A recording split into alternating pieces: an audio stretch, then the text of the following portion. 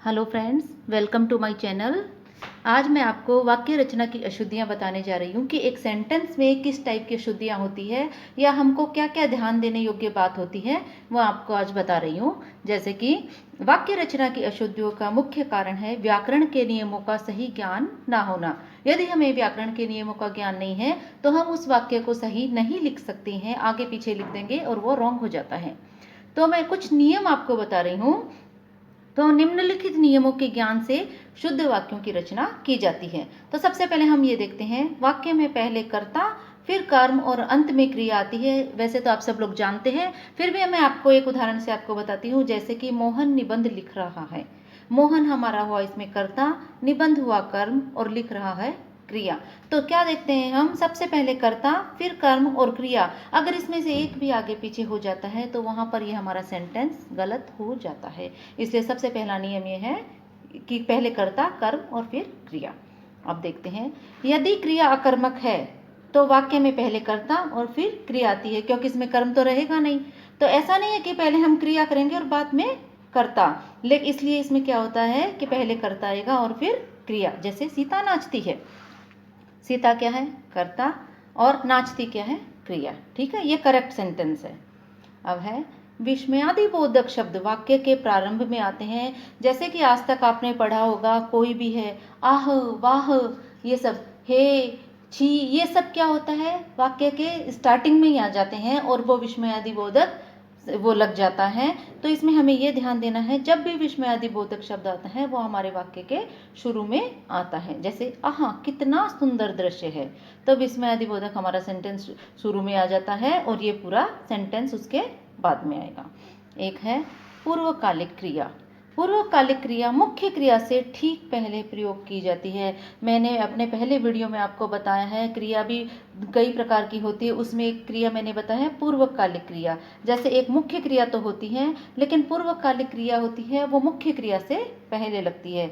जैसे इसमें सो गया मुख्य क्रिया है, राम खाना खाकर सो गया।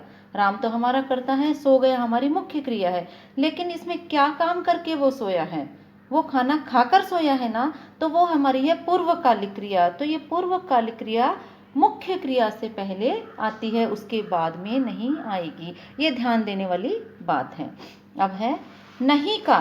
नहीं का प्रयोग जैसे हम नकारात्मक अर्थ में करते हैं तो वो क्रिया से पहले होएगा। समझ में आ रहा है? अगर नहीं को हम नकारात्मक के रूप में यूज कर रहे हैं तो हमारी क्रिया से पहले आएगा, सीता क्षमा नहीं मांगेगी। क्रिया हमारी है मांगेगी, और नहीं है उससे पहले ही आएगी, क्रिया से पहले, कर्म से पहले या कर्ता के बाद नहीं आएगी, वो क्रिया से पहले आती है।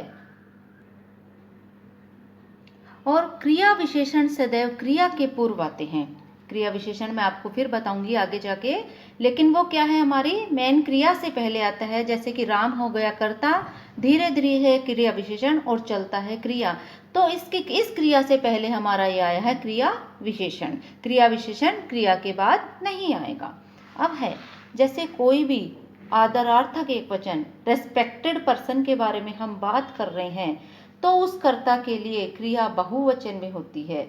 कोई भी क्रिया है, ये परिवार से थे जो भी है, वो बहुवचन में यूज होगी, ना कि एक वचन में। जैसे कि लाल बहादुर शास्त्री गरीब परिवार से थे, ये नहीं होगा कि था, ऐसे नहीं आएगा, क्योंकि वो रेस्पेक्टेड पर्सन है। उसमें ये कर्ता के लिए, ये कर्ता ये हो गया हमारा लाल बहादुर शास्त्री, इनके लिए जो क्रिया आएगी लास्ट में वो बहुवचन के रूप में प्रयोग होगी। हर रेस्पेक्टेड जो भी होएगा उसके लिए वो क्रिया बहुवचन में यूज होएगी। आगे देखते हैं, दर्शन, आंसू, प्राण, लोग, बूंद, हस्ताक्षर आदि शब्दों के साथ क्रिया बहुवचन में होती है। जैसे कि उसके प्राण निकल गए, ऐसे तो नहीं बोल रही उसका प्राण निकल गया। तो ये क्या हुआ, इन सब कुछ ये शब्द हैं, इनमें हमेशा क्रिया बहुवचन में आएगी। अब है, विशेषण का लिंग वचन अपने विशेष्य के अनुसार होता है। जैसे कि एग्जाम्पल से हम देखते हैं, लड़का हमारा विशेष्य, लड़का के साथ क्या हुआ है, इसका विशेषण अच्छा है। लड़की हमारा है विशेष्य, इसके साथ क्या विशेषण है, अच्छी है। और लड़के भी हमारा है विशेष्य, उसके साथ क्या लगा, अच्छे हैं। तो यहाँ पर ये जो विशेषण है ये विशेष्य के अकॉर्डिंग ही चेंज होंगे, ना कि हर जगह एक सा होगा कि लड़का में भी अच्छा आएगा और लड़की में भी अच्छा और लड़के में भी अच्छा। ये अपने विशेष्य के अकॉर्डिंग ही चेंज होंगे। तो उपरोक्त नियमों का सही ज्ञान होने पर शुद्ध वाक्य रचना का निर्माण होता है। इन सब बातों का हम ध्यान में रखकर ही हम वाक्य रचना का निर्माण करते हैं और वो करेक्ट होएगा। मैं कुछ और अन्य उदाहरण आपको देती हूँ, जैसे कि जितनी करनी वैसी भरनी। तो ये रॉन्ग सेंटेंस है। जितनी की जगह हमको क्या लगाना है, जैसी करनी वैसी भरनी। उसका प्राण सूख गया। मैंने आपको ऊपर भी बताया था कि कुछ शब्द ऐसे हैं जिनमें कि ना शब्दों के साथ क्रिया बहुवचन में होती है, तो इसमें क्या है कि उसके प्राण सूख गए। मैं गरम गाय का दूध पीना चाहता हूँ, तो इसमें क्या है, कर्म पहले आ गया है, कर्ता बाद में है। जबकि मैंने पहले बताया था कि पहले कर्ता आता है फिर कर्म आता है। मैं गाय का गरम दूध पीना चाहता हूँ। तो ये हमारा करेक्ट सेंटेंस ये हुआ है। तो फ्रेंड्स, आपको वाक्य रचना की शुद्धि समझ में आई होगी और ये हमारा टॉपिक आज यहीं ख़त्म हुआ है। और आप और प्रैक्टिस कीजिए और नए टॉपिक के साथ मैं फिर आपके सामने आऊँगी। तब तक के लिए नमस्कार।